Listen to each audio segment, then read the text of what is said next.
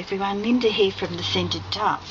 Today I'm going to do a chocolate soap, a chocolate hot process soap, because I've entered into a challenge, an international soap challenge where you pick a country and then you will soap the soap you think would go with that country.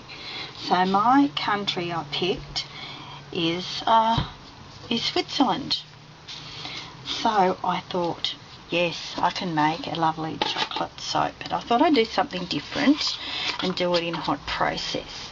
Now I've got my chocolate mix there, and this in here is my Superfats. There's sweet almond oil, rosehip oil and cocoa butter, which is natural cocoa butter and smells chocolate, beautiful, just like chocolate.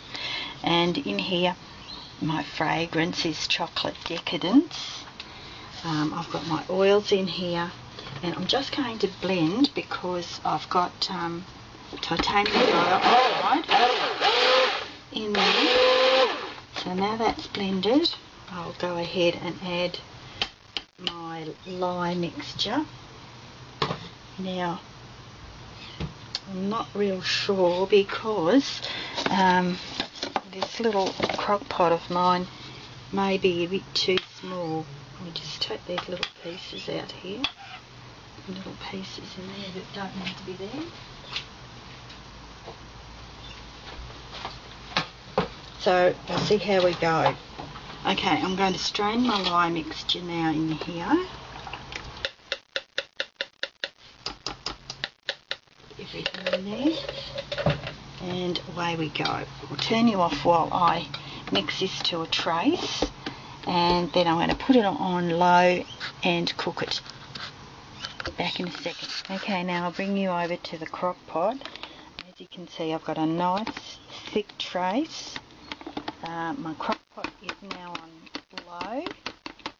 I'm going to put the lid on and let this cook. And I'll bring you back during the process to show you how it cooks and the different stages that it goes through. So that's a nice thick trace to give it a good start. Now what will happen in the crock pot is the soap will go through its gel phase and it'll come out the end. The soap will be ready to use.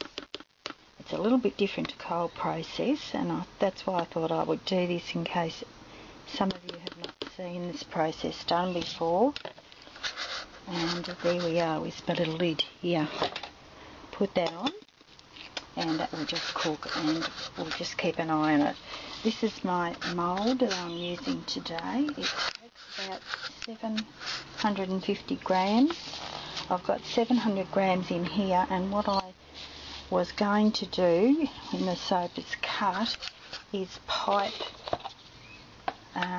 cold process on top, and I've got these little chocolate embeds I was going to put in the top. This is my cocoa mixture, and I've mixed it with coconut milk. I didn't have any goat's milk today, so it's coconut milk in there to make it a nice little slurry. And there's my Superfats, and so I'm all ready to go. I'm just going to watch this cook as it goes through its process, and I'll bring you back during that time. Right, I'm coming back again to show you. Now my soap is going through a bit of separation at the moment, so I'm going to just do a bit of blending to get it back together.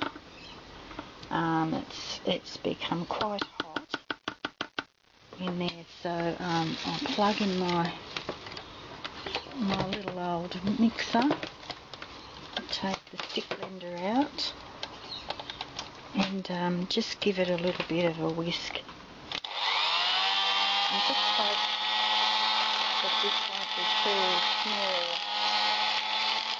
pot to do, but you can see the soap is going back down and then coming together again. I'll stop that, that'll probably be enough for the moment. I like to use a little whisk blender to do this. I think it makes the soap a lot smoother. I have taken out a bit of the water to use as the coconut milk, so this will be a little bit drier than normally I have my my hot process. But once I add that coconut milk in, it'll be really good. So just keep that going.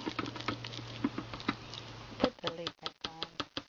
Give it another cook. It's not quite ready yet. When it becomes translucent and no more bubbles, then you do a zap test on your tongue and there's no zapping on your tongue, then it's ready. So we'll come back again. I have just added my Superfats to the soap because it's you can see it's almost cooked.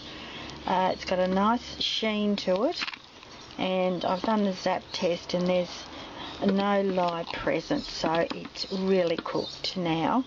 I'll just wait for the Superfats to melt in, and the Superfats are what you will be left with on the soap after it's made soap, obviously. So that's going to make a really nice conditioning bar with those nice little Superfats.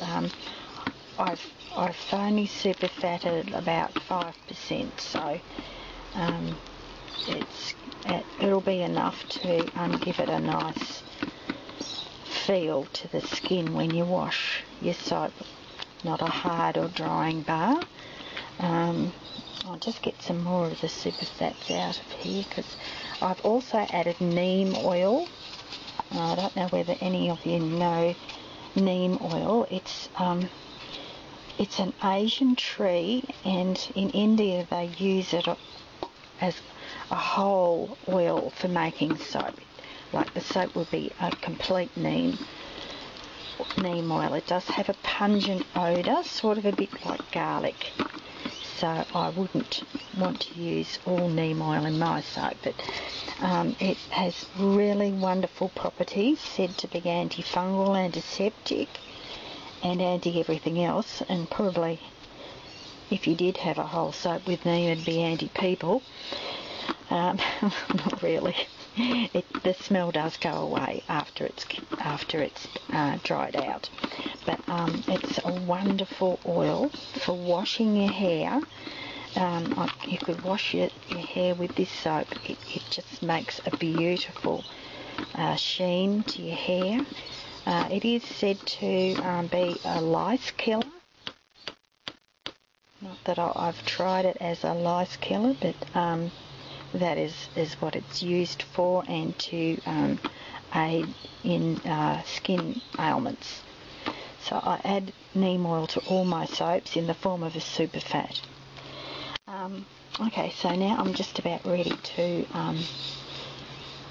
put this in the mould. So I'll put you on the stand and bring you back. Okay, now we're back. I'm going to add fragrance now just to this part. I've separated some white here because I'm going to have a little bit of a sandwich. There's not an awful lot of swirling you can do with hot process soap like you can with cold process. I mean, you can, but it doesn't have the same sort of effect because, as you can see, it's quite gloopy. Alright, so that's the fragrance. I add it all right now. I'll just put the cocoa in with the coconut milk.